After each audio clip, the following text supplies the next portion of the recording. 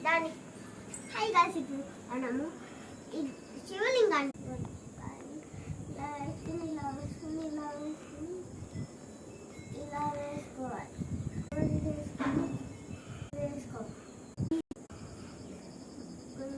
ఇలా వేసుకోవాలి. ఇలా ఇప్పుడు ఫ్రూట్ త్వరగా డ్రా చేయవేళ వరికిదు.